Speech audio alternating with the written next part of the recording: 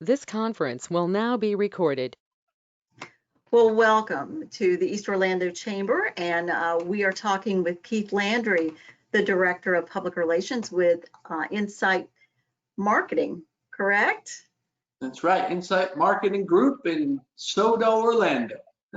Nice. Well, it's exciting to see you join that team.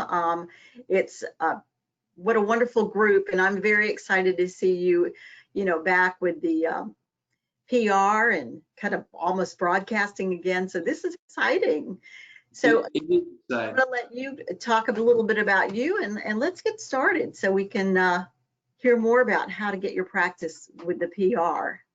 That sounds great. Well, Dorothy, I want to thank you. You and I have been friends for many years through the American Cancer Society, and I want to thank the East Orlando Chamber of Commerce for all they're doing for our small business owners on the east side of Orlando. And of course, it's been trying times, and you guys have been just fantastic. I've seen heavy presence of all the programs you're doing to keep business owners moving forward. So it looks like, Dorothy, it looks like my webcam is no longer visible. Yep, we just took care of that. So I should keep going? Yep. Okay, good deal. All right, everybody. So we have these little technical things pop up, but just wanted to thank the East Orlando Chamber of Commerce for everything they do. And I wanted to talk to you a little bit about today about what public relations pitches are working to get your team on the news now. My name is Keith Landry. I'm the Director of Public Relations for Insight Marketing Group. I'm going to be showing you a few videos throughout this presentation today. So if you want to just take a moment and check the volume on your computer, go ahead and push that all the way up to make sure that you can hear the videos when I play them. So what are we going to talk about today? Well, I'm going to give you some insider insights and strategies that you can start to use this week and implement them to ramp up your public relations marketing strategies.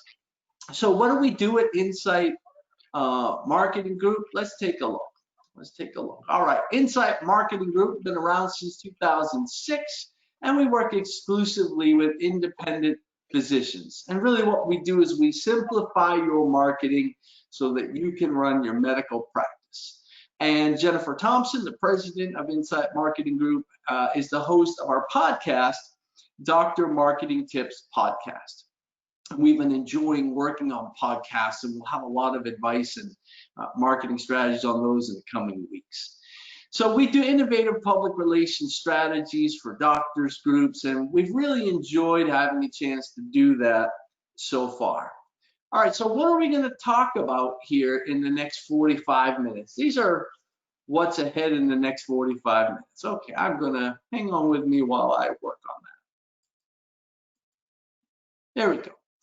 All right, so crafting your pitch, 3 talking points, pushing through the newsroom maze, timing your event to win coverage, and joining the newsroom team, and the video clip after the story. And some of those phrases may seem a little catchy and a little bit confusing, but as we walk through them, they should make sense to you. Now, I will say that what we're going to talk about here is mostly trying to get public relations news coverage in your local media, where you are, your base community. It's pretty tricky to get coverage at the national level on the TV networks, USA Today, Washington Post. That can be tricky. So we're focusing today mostly locally. All right, so first thing we want to delve into is crafting your pitch. Now, what does it mean to craft your pitch? Let's spend a few minutes looking at that and different topics and how that might work for different media. Hang on with me here because I'm having a little issue cycling through this right now.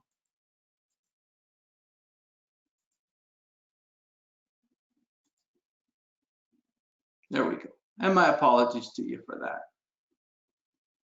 All right, so again, crafting your pitch, what does that mean to us as we try to move forward? Why should I care about your story? You're working hard, you want to get your message out. Why should I care? Consider that you have 2 audiences. You actually have the decision makers in the newsroom who are going to be the first audience that you're trying to reach to see if they'll move the story forward, and then the general public after that. And we'll talk a little bit about what reporters and editors want to see in your release.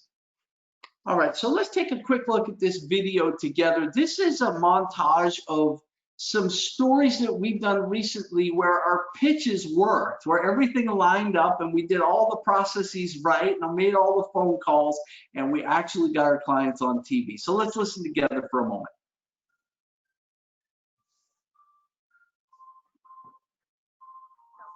Joining us with more, Dr. Mark Polis with Fertility Care at the IVF Center of Orlando. It is so good to see you this morning. Thank you so much for joining me. Oh, it's my pleasure, Danielle. Always wonderful to be with you all. That means doctors' offices like this one are right now scheduling patients for those surgical procedures that have been delayed at hospitals and surgical centers.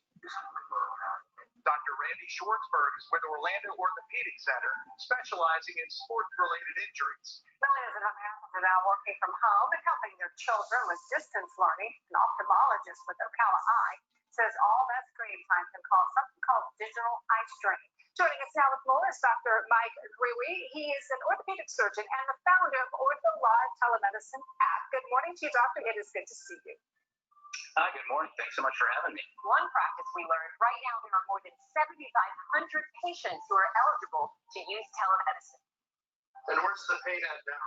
You jam your finger. A sprained finger is the diagnosis in this virtual appointment at the Orlando Orthopedic Center. It's in the middle joint where it's kind of enlarged a little bit, more swollen. Patients who are trying to conceive, this is a nightmare. They have waited to try to get pregnant. You know, when you're trying to conceive, the whole world looks pregnant, and they've waited, and now they've decided to go to a fertility doctor, and now they're being told to put on hold because it's not considered urgent. There are a tremendous number of patients who really have been in a lot of pain, who have needed surgeries to allow them to get back to work, to get back to activities they enjoy, and get back to competitive sports. The misconception that it's specifically blue light that's causing that. We actually get more blue light just from the sky than we do from our digital screens. So a lot of it is actually just the fact that we're not taking a break. They're used to seeing a certain volume of patients, and now the volume of patients has gone down dramatically. Pretty much anything you might want to do in the physician's office, you can do virtually, and allows for that communication back and forth until you're seeing the patient face to face. Just a sign of the time, says Joyce, who calls COVID-19 the catalyst to move telemedicine forward. The demand at the public level is increasing, and also the demand now on the provider level to have these different solutions available. I think this will be the thing that is now a standard of care at all different levels, and we're just trying to be on the leading edge of that. All right, so those were instances where our pitches worked just right and we got good positive news stories covered and our clients were really happy. So a couple other thoughts about crafting your pitch.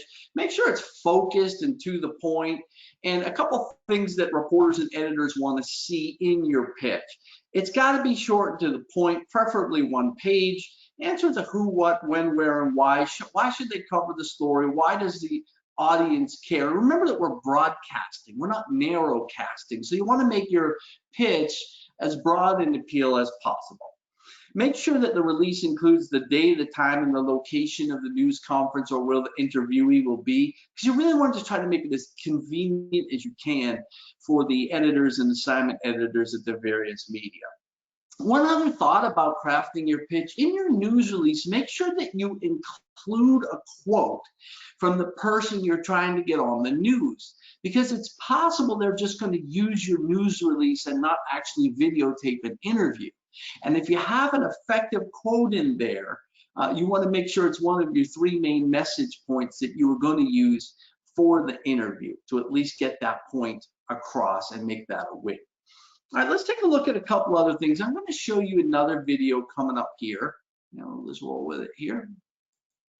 I want to take a look at this next video. This aired a couple of weeks ago on TV 20 up in Ocala. You can see the headline, Ocala Eye Ophthalmologist Discusses Digital Eye Strain on Ocala TV Station.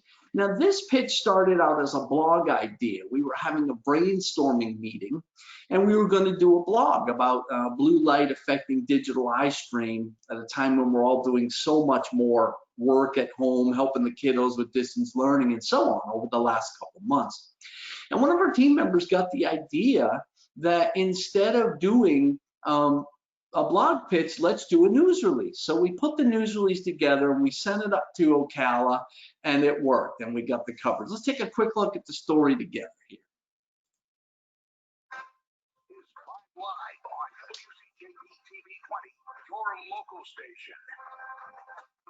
Millions of Americans are now working from home and helping their children with distance learning. An ophthalmologist with Ocala Eye says all that screen time can cause something called digital eye strain. Too much time in front of the computer or even on the phone can cause dry eyes, blurry vision, watery eyes, tired eyes, headaches, and even neck and shoulder pain. Sometimes it's thought to be the blue light from our devices what causes the strain, but that's not always the case.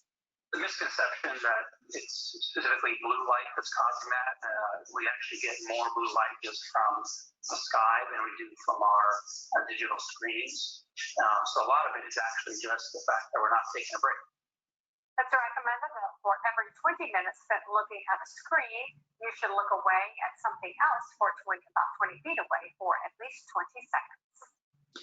So this was a nice win for our client. They got on the 5 p.m. and the 6 p.m. news in Ocala, and everybody was happy about that. It was sort of interesting. One observation, the premise of our news release was that blue light does contribute to digital eye strain, and the doctor sort of clarified and said, you know what, it really isn't a major factor. So it was interesting that our pitch was sort of on a different premise, but the doctor did give the most accurate information to the viewers up in Ocala.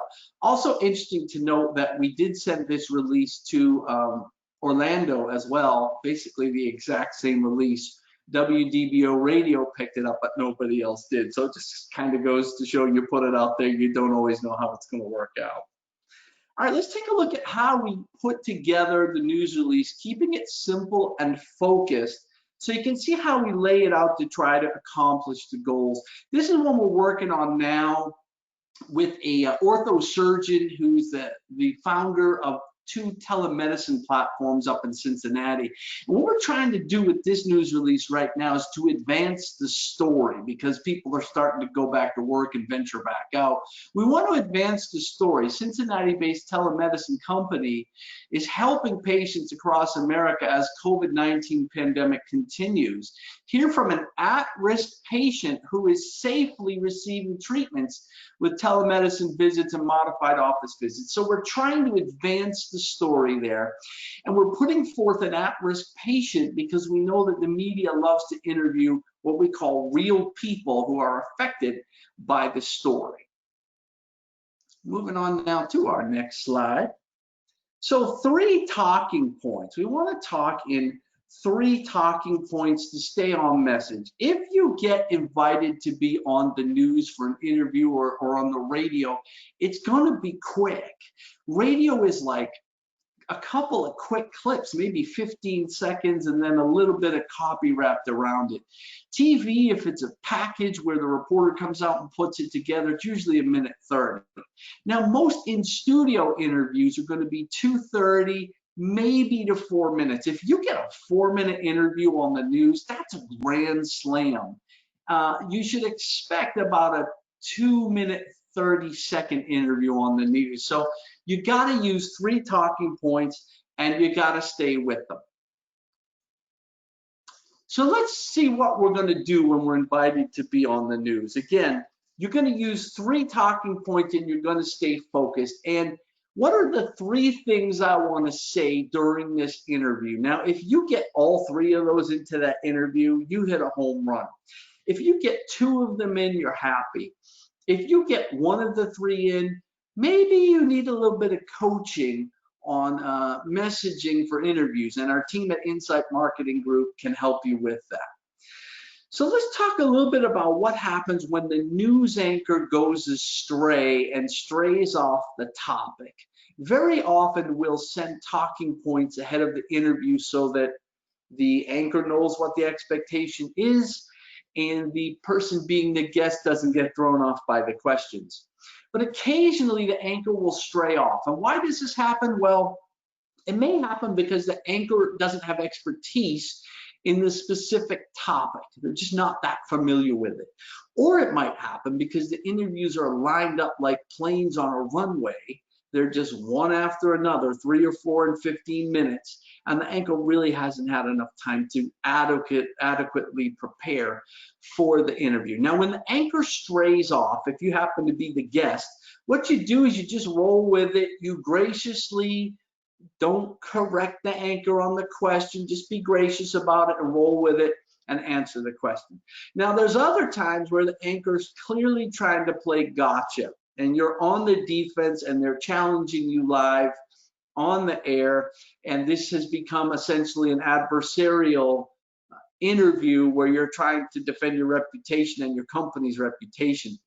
That's where you might use a technique that we call the redirect.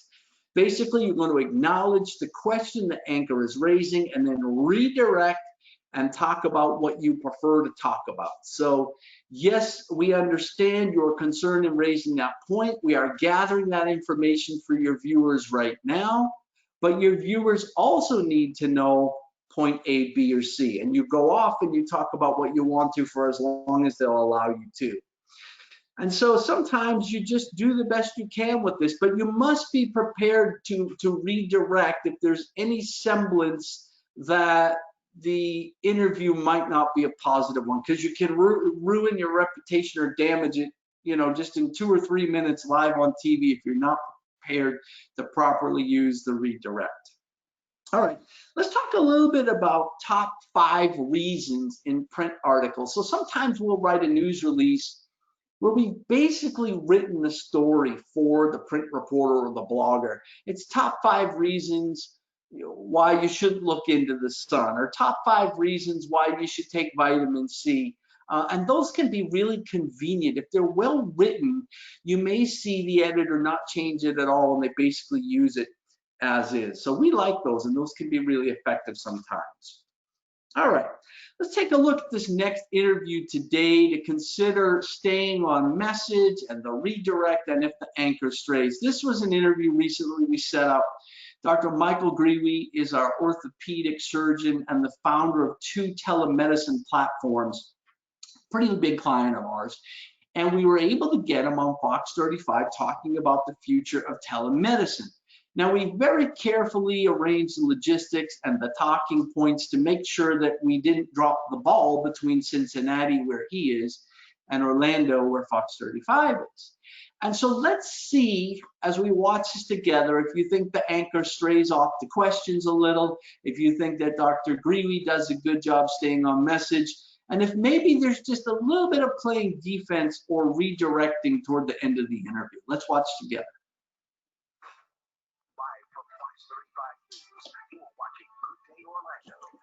As we find ways to navigate the coronavirus pandemic, many doctors' offices are now transitioning to telehealth. You may have actually used it yourself already, but that leaves a lot of people wondering if virtual services will be the future of healthcare and if it's really a practical alternative to the average doctor visit. Joining us now on the floor is Dr. Mike Grewe. He is an orthopedic surgeon and the founder of Ortho Live Telemedicine app. Good morning to you, doctor. It is good to see you.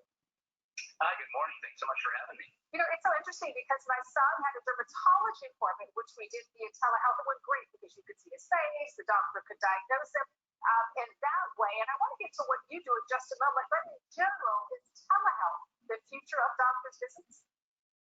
Yeah, I really think it is to a certain degree. Now, it's never going to fully replace, seeing a doctor in person, but there's so many things that we can do via telemedicine to help other people and help our patients to get better. So I think it really is the future of medicine.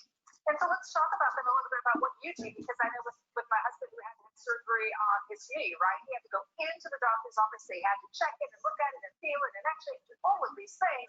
With what you do, what do you need to do differently in terms of a typical checkup? Well, first of all, we kind of start with technology. So we add, or go through a website to be able to work with the patient. And then, we really take a more detailed history for the patient. So a lot of what we learn in medical school is that the history It's the key to diagnosis, and so many times we're able to find out exactly what's going on via the history alone, and then imaging helps us quite a bit to be able to nail down the diagnosis. So. Are you finding any resistance to telehealth, or are there some people out there, doctor, who still are kind of skeptical because they would prefer that in-person kind of one-on-one visit with their doctor? Absolutely. There's certain people that I think, are a little resistant to it, but the studies show that over 90% of people enjoy telemedicine. They find it convenient. They find it, very easy for them to use. So I think the tide's changing on that front. If somebody does need to make a doctor's appointment, what should they know if they've got that appointment and they're going to be using telehealth? Well, first of all, I think it's important to make sure that they check their technology, make sure that their audio and video is working. And then, you don't want to wait until the last minute to do that. So, a lot of times there's a lot of stress right before their first telemedicine visit. So you want to do that at least about 30 minutes beforehand, and that's super helpful. What are some of the limitations of telehealth? What can't you do via telehealth that you could do in person? And for example, can you still prescribe all medications and that kind of thing? Absolutely. So, I think the most important thing to remember is that, certain parts of the physical exam are not able to be performed via telemedicine. And so, we really have some limitations there, and that's why we really focus on the history taking and everything else. But for us, I think, those in-office visits can really be improved when we start with telemedicine. Patients come in, and then they can get the full physical exam. And certainly medications, doctors may not be completely comfortable prescribing all types of medications via telemedicine. So, it's important to realize that physicians do have some limitations from a prescribing standpoint. So just like everything, there are pros and cons. It sounds like it might have to be a good combination between an in-person visit and also a telemedicine visit. But Dr. Mike, you've given us some good information. Thanks so much for joining us this morning. Yeah, absolutely. Thanks for having me. I appreciate you. Thanks. So I think overall everybody did a good job on there. There were a few questions that were asked that weren't in the talking points, but they weren't crazy off the mark or anything. And Dr. Greavy did a nice job staying on his messaging, maybe did a pretty good job playing a little bit of defense on the doctors prescribing medicine during the telemedicine visits. So really just a nice win overall. All right, 3 talking points. Talked a little bit about those 5 tips, news releases when you basically write the story for the reporter essentially.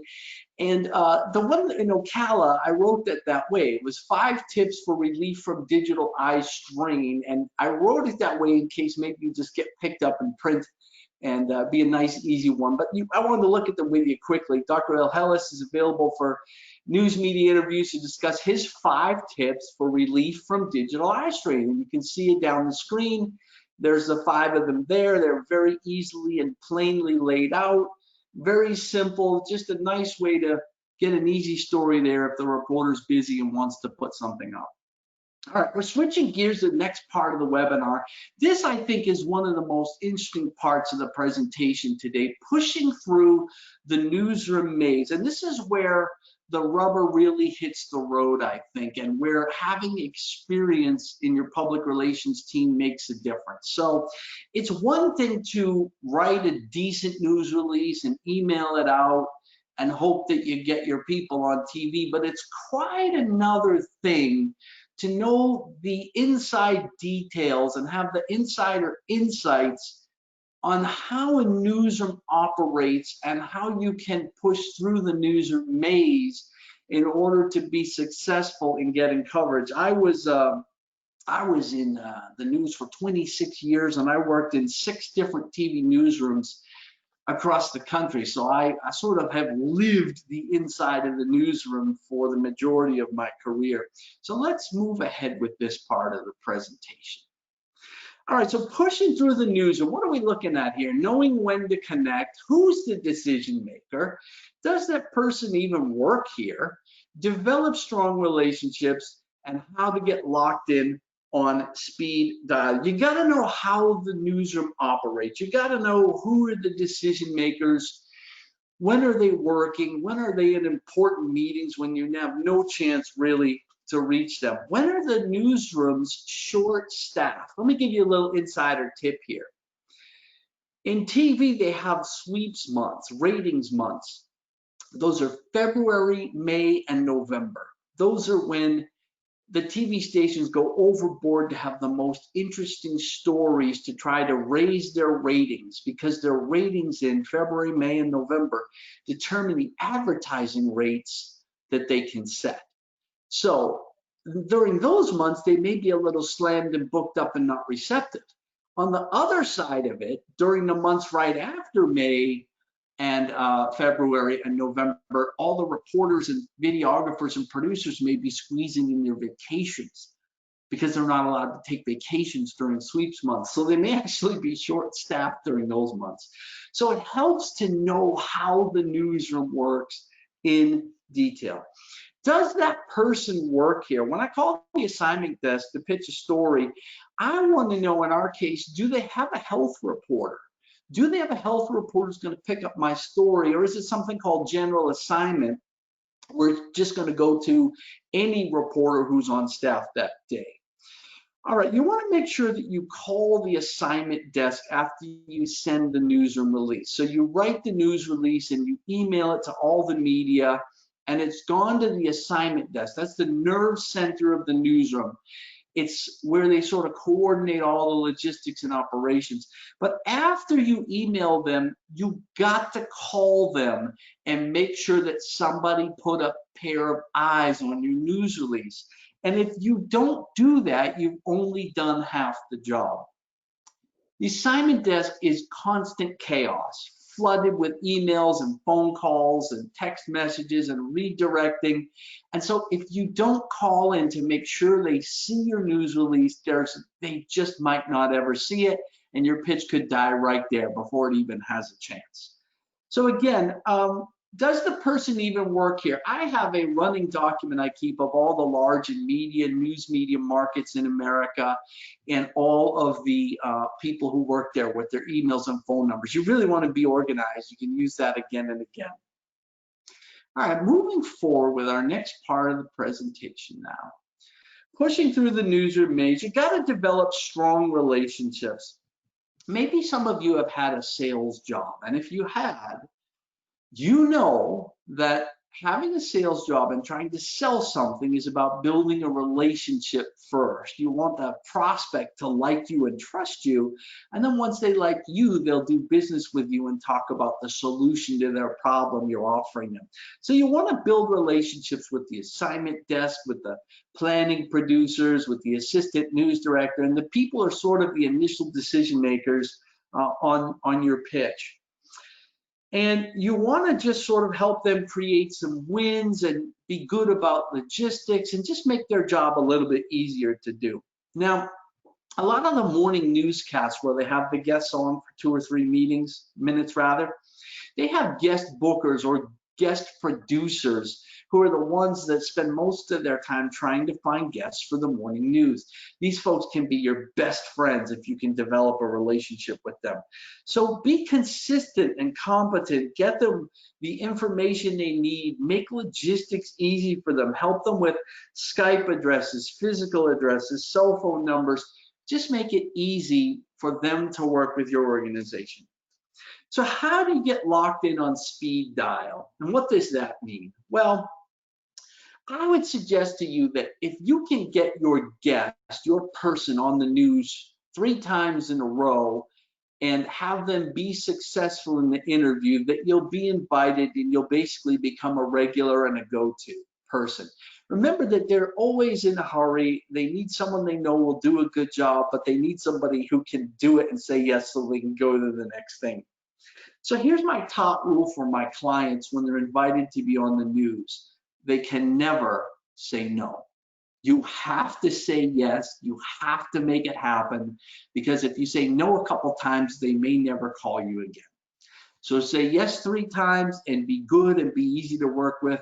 And the next thing you know, you're locked in on speed dial and they're going to call you first. A little insight: when I was the weekend anchor at Fox 35, I was there for 14 years and I was the weekend anchor for most of the 14 years. And the key to my strategy was I never said no. I always anchored weekends. I was almost always there. I never let somebody else sit in the weekend anchor chair for the management to have a chance to say, they look pretty good too. So the reason why I bring that up is you don't want to say no. You always say yes. All right, let's move on to the next slide here.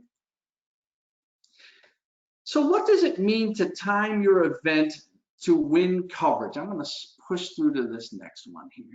All right, so we're switching gears. We're talking about timing your event to win coverage. And this is so important.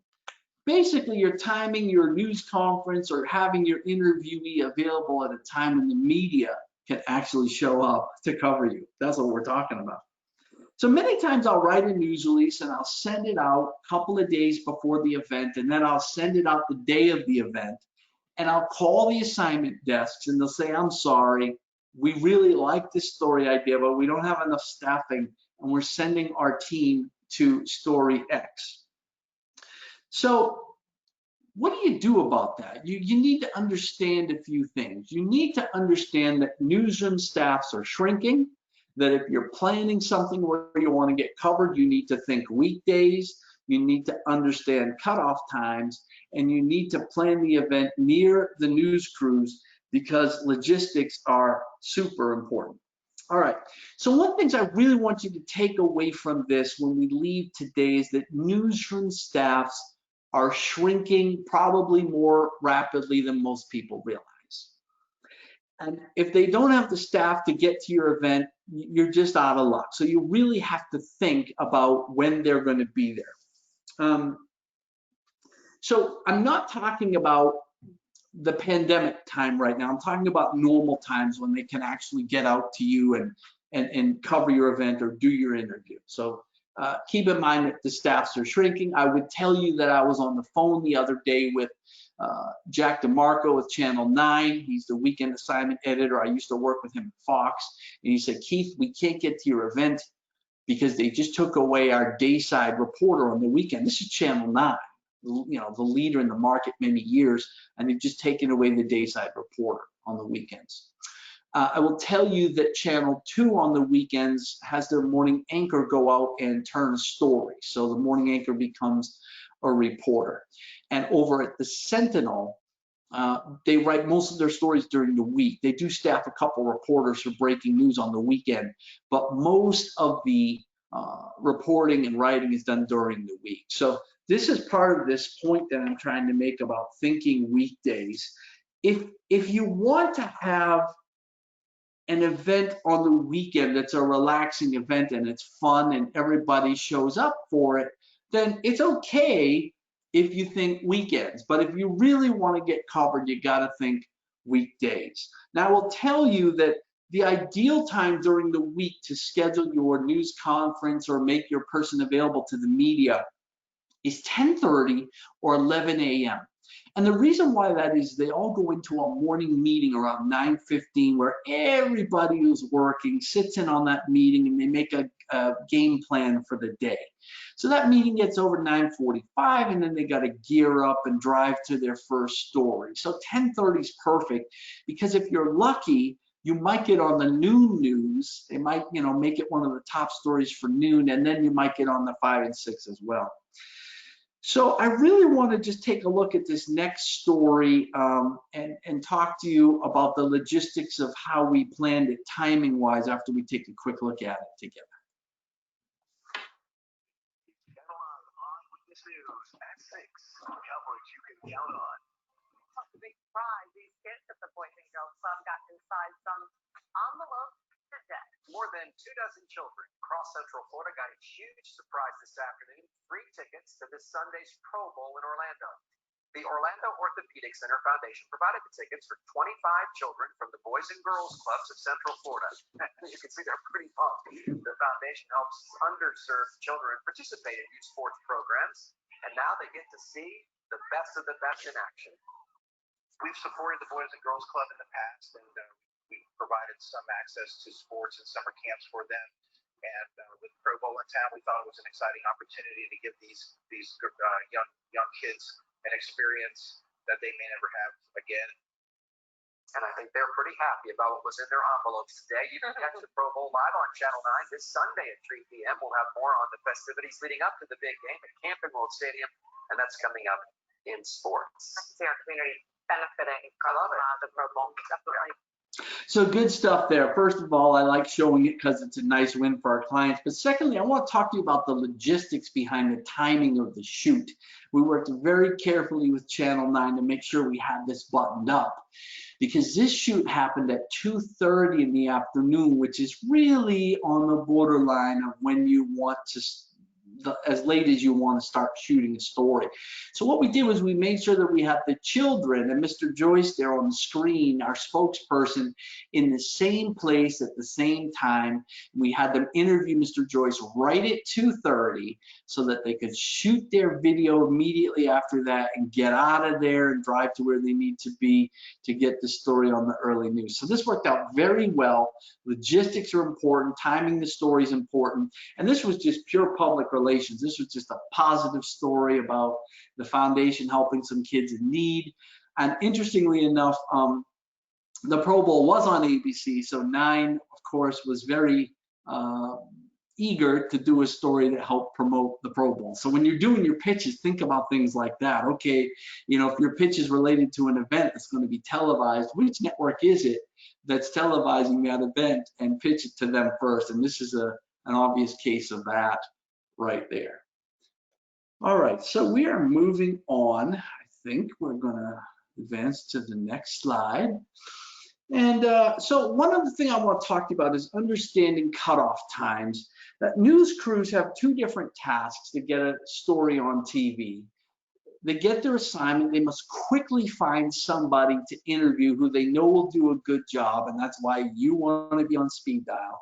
Then they have to gather the info, do the interview, analyze it, time code it, edit it, put it together, and be in place either for a live shot on location or back at the station in the studio. So you need to work with those news crews to help them do their job more easily. I always referred to reporters on breaking news as information marines, because often we'd be sent out on a story, it's a breaking news story, and you got there at 4:40 p.m. and you're live at 5, and you got 20 minutes to get some information and set up a live shot and put your IFB in and actually be ready to go live in 20 minutes. So it's quite hectic, it really is. And you want to really, you really want to accommodate them the best you can. So again, they got to get those stories edited and fed back to the station and set up the live shot in time. One thing I would add is that if it's a story for the early news, you really don't want to start past 3 p.m. So that's your cutoff, is 3 p.m. If it's a story for the 10 o'clock news or the 11 o'clock news, you really want to set that story up for them maybe around 6:30 or 7 o'clock at the latest, so they can get what they need, and honestly, so that they can grab dinner too. Because there's many times I ate dinner in the passenger seat of a car driving to the next place, and if you're the person who helped them get dinner, they remember that. So the other thought is just sheer logistics in terms of helping the news crews not have to drive far. You want to try to schedule the story as close to them as possible. There's been times where we've purposely scheduled peaceful demonstrations for news releases right near the TV station so that we can just make it as convenient as we could on them. I'll go to the next slide now. So how about this? You might not have realized when you started doing public relations that you might have the chance to join the newsroom team. I can tell you that newsrooms are full of activity and intellectual exchanges and sometimes tension and chaos, and they're constantly changing, and they're really interesting places to work. But even if you don't join the newsroom team, in the newsroom, you might have a chance to help them and be a part of the team in other ways.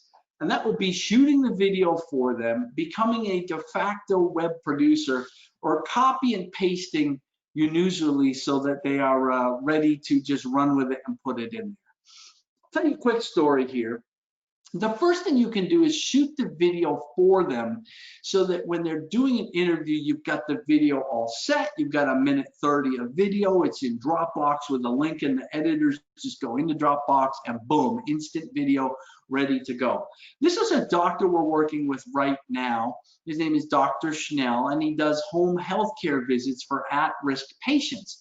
And during the COVID-19 pandemic, he has been going into people's homes who are at risk. They have other medical conditions where they don't want to go out. They definitely don't want to be exposed to the virus. They don't want to go out to potentially get sick, and they don't want to expose anyone else. So he does these visits at home, and he'll treat them for a variety of symptoms. Some of the folks were exhibiting COVID-19 symptoms, and there were about 40 that he treated for those symptoms, and 4 or 5 tested positive. We're actually working on this pitch right now, and News 13 was all set to do this story on Friday, but then breaking news bumped us. So we're going to follow up this coming week. Let's take a quick look at this video. These show Dr. Schnell in a patient visit. He's wrapping up the patient visit here. And you can see that he's, caring for the patient, had a chance to look them over and address any concerns. So again, shoot the video for the station. Have a minute 30 of video ready to go as we did. And when we told News 13 that we've got the video ready to go, that moved it up the food chain. All right, now here's the other one. Become a de facto web producer. So here's what happens sometimes. You do everything right. You did all the work. You called them on the day of the story. And because of the staffing shortages on the weekends, they say, we like the story. If you've got cell phone video or photos, send it to us and we'll try to use it. We're not going to be able to get to your story because we got to go to this story over here. This was a case. I have some friends who are with a mosque in Longwood, and they do a lot of service in our community. So occasionally I'll send a news release out for them, just good karma. Let's help each other out. This was probably 3 weeks to a month ago. They were doing a drive-through testing center here, drive-through testing site at a church in Castleberry. All the stations said, sorry, we can't get to that, but send us photos. So here's how I became a de facto web producer. After the story was done, I emailed the best photos to all the assignment desks with the numbers of people that they gave tests to and a little update on the news release. And then I called them up and I lobbied them. And I said, hey, earlier today, you guys said if we sent you an update and some photos, you'd try to put it on the web. And in this case, what happened was Telemundo and News 13 covered the actual story on TV. And then Channel 9 did a mini web story. But Fox 35 did a really nice little web story here. You can see the headline, American Muslim Community Clinic offers free mobile COVID-19 testing. And they included these 2 photos. So, I consider this one a big win because even though we didn't get them on TV at Fox 35, we still got them on the internet where that story is going to live forever. And we'll talk in a little while about ways you can use the story on and on. All right, joining the newsroom team. All right, let's talk a little bit about the copy and paste news release. The copy and paste news release is not particularly inspiring. You're sending them a well-written news release, and they're just going to copy it and paste it and use it basically as it is. And really, you know what? There's nothing sassy about it, but you're just happy that your news release got covered. All right, now I want to talk to you about the video clip after the story. And I think some of the best takeaways from this webinar are right here in this section here. I'm fond of saying after a story ends, well, that signal's on the way to Mars now and it's never coming back, right? So the story airs once. If it's News 13, it airs a few times, but it gets on TV and it's gone. It's on the way to Mars. But the video clip after the story lives forever, and it's the gift that keeps on giving, and you cannot take it for granted. The video clip after the story must be a priority for all your marketing purposes. So assign somebody to make sure they get that. There is a dubbing service. There's dubbing service in South Florida that videotapes all the newscasts of all the major and medium-sized markets in America, all the stations. So you call them up, and you can get your video clip usually the same day, and then you've got it to use. At the end of my presentation, my email address will be there. If you're interested in getting your information, I'd be happy to get that to you. All right, so every time we get one of our clients on the news, the first thing I do is I secure the video. And then our social media team goes and puts that on all the social media platforms of our clients. And so you've got multiple platforms where you can use it, your website, YouTube channel, social media sites, and you're just using this thing over and over again in ways that are awesome. All right, let me go to the next slide, and I'm going to show you this story here. This is a great example of how we got coverage for our client in Cincinnati, and we got the clip, and we've posted on websites and blogs and social media and YouTube, and we're sending it out in email blasts, and we've even included it in this webinar, and we're using it to book him on podcast. So let's watch the story, and then I'll talk a little bit more.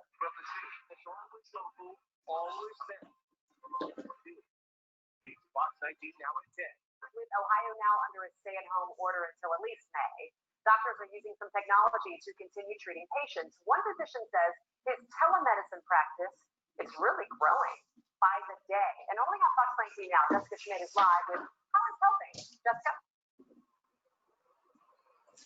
Yeah, that's right, Tricia. So right now we are outside one of Ortho Cincy's locations, and that is one of the groups that is participating in this telemedicine program. There's actually an app called Ortho Live, and the founder of that app told us tonight that not only is this helping patients, but he says it's even keeping healthcare workers employed. As the coronavirus continues to spread, business owners continue to feel the effects. That includes doctors who have private practices. Patients are being told to stay at home. And so we see a lot of physical therapy institutions, chiropractors, and even medical offices that cannot bear the load of the virus and what it's been doing to the economy and their practices. Dr. Mike Riley is an orthopedic surgeon. He's also the founder of two telemedicine platforms, Ortho Live and Spring Health Line. And we basically have a link that gets sent via text to their phone, and that text link takes them to the App Store, and they download an app. And then they just sign in and basically click on video chat, and they're in the meeting with the physician. Since January, Dr. Riley says Ortho Live has grown 1,000%. It's because many healthcare groups across the country are turning to virtual appointments to safely care for patients. We used to see somewhere in the neighborhood of 60 to 70 patients, sometimes even 80 patients a day with myself and my nurse practitioners. But now, we are much down from that, but at least 50 to 60% of them are now virtual visits. In Dr. Riley's eyes, the video meetings are a game changer for people who need care but don't have a dire emergency. He says the technology is also helping medical employees stay employed. I was able to see a patient about a week ago that had an infection around their shoulder area, and we were able to diagnose that via telemedicine. We had them come to the hospital, and we were able to get them taken care of right away. So it was a real blessing to be able to do that. Yeah, Dr. Riley did also tell us tonight that patients can put in insurance information and credit card information through the app, and he says it all happens securely and it is all HIPAA compliant. Of course, the bottom line from doctors is if you're having an emergency, skip those virtual visits and get yourself some help right away. We're live tonight in Montgomery. Jessica Schmidt, Fox 19 now. And when in doubt, just pick up the phone and call your doctor. Don't wait, okay? All right, so I love this story because it was pure public relations. They produced the story exactly as we sent the news release. It was like if we could ask them to do the story in an ideal way, this was it. And now we have the video clip after the story, and look at all the stuff we're doing with it. And this is exactly what you're going to do moving forward from now. You're going to get that video clip, you're going to post it on your website, your blogs, your social media, and YouTube. You're going to send it out in an email blast just to let folks know you're thinking of them and look what you did. You're going to use it for webinars like we did right here, speaking gigs. You can imagine while you're walking up to the stage, they're playing the video on the large screen, and we're we're booking the doctor on podcasts right now, and it's just a beautiful thing to have, to be able to have that as we send out the request. So the power of using these video clips is they allow you to reconnect with your current clients and your prospects. They remind them that you're relevant, that you're on top of marketing, that you know what you're doing, that you're an authority on the topic. And then as you're successful with the PR pitches and you send them a few of these video clips, they're like, wow, that's someone I really need to do business with, because the news is calling on them on a regular basis to be the expert. So the video clip after the story, please don't take it as an afterthought or something that would be nice to have. You've got to get it and you've got to put it to use. All right, so we're sort of approaching the end of the webinar here. What have we looked at in the last 45 minutes? A quick recap of some of what we've delivered for you. We talked about crafting your pitch. Why does anybody care about this story? What is my message? How do I keep it focused? Who are my two audiences? The folks who are the decision makers in the newsroom, and then the general public. What do editors and reporters want to see in your news release? How can I keep it simple? And how can I make sure that I have a quote in there in case they pull the quote and they use the news release? They don't do the interview, but they use the quote. I got one of my messages across. We know that if we get interviewed on TV, we're going to keep our messaging focused. We're going to talking 3 talking points. We're actually going to even practice our 3 messaging points before we go on TV. We're going to practice saying 3 points in 12 to 15 seconds and rehearsing it essentially over and over until we feel comfortable that we're going to be able to do that messaging. So talking in 3 points, being gracious when the anchor strays off course for whatever reason might be, being prepared to play defense in case it becomes an adversarial interview, using the redirect to say, yes, we acknowledge that, we're looking into that, but your viewers also need to know. And then also just sort of the top 5 reasons, news pitches where, you know, top 5 reasons why you should be cared about your health or take vitamin C or not look into the sun. Basically an easy story for a print reporter if they're busy and they just take it and use it as is. Pushing through the newsroom maze, again, you got to know how that newsroom operates. Who are the decision makers? Who could become my fans? When are they in meetings? When are they short staffed? How do I make a relationship with the assignment editor? How do I make sure they put eyes on my news release? How can I build a relationship with the guest bookers and be very efficient and help them do their job so they come back to us? And then getting on speed dial by saying yes 3 times. Thou shalt never say no to the interview invitation. Timing your event to win coverage, we spoke a little bit about that. We know that if you really want coverage, it's got to be during the weekday and not on the weekends because of those shrinking staffs. 10:30 or 11 a.m. is ideal. 3 p.m. sort of your cutoff for the evening news. 7 p.m. sort of the cutoff for a late night story that's going to be on the 10 or 11. Thinking of the newsroom crews when they're out in the field, all the logistics and challenges they go through, reducing their drive time and doing anything you can to make it easier for them to work with you to successfully meet their deadlines. Joining the newsroom team, shooting the video for them like Dr. Schnell did. We've got that sitting in Dropbox in minute 30. It's all ready to go. We're actually working on doing that for all of our clients so that we'll have the video ready to go and it's an easier sell for the producer to say yes. Also, de facto web producer, right? Calling them up if they didn't cover your story, sending those best photos in with an update, and then lobbying them to put it up through their web producer teams. And then the last one is the old copy and paste news release. Nothing fun or exciting about it, but if you get on their website, it's good to go. And then we talked about the video clip after the story, all the different platforms where you can use it and showcase your expertise. Remind people you're an authority on the topic and that you're worth doing business with. and just a nice little bonus for your clients and for your prospects that you're trying to win business with. So that's sort of a wrap on what we've accomplished here today. I hope that we have given you some strategies that you can take with you right away starting this afternoon or tomorrow. We've tried to offer you some insider insights. You will see that my email is at the bottom of the screen, keith@insightmg.com, keith@insightmg.com. You're welcome to email me with any questions you might have. And then we do a weekly webinar that you may be interested in. If you enjoyed this one, you might be interested in our weekly webinar, which we have each Thursday. You can sign up for it at insightmg.com/webinar. And that's our What is Working series. We do it each week, weekly webinars for Insight Marketing Group. That's really all I have today. If anyone has any questions, I'm happy to answer them.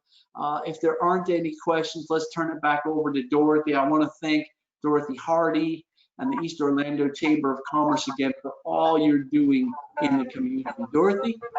Great. Well, thank you so much, Keith. That was great. I mean, you know, you had me, you were very thorough, because I started to ask how many times you would have to send a press release to an organization to get them to do it. But you were extremely thorough. I'm going to be a big pest now whenever I send something.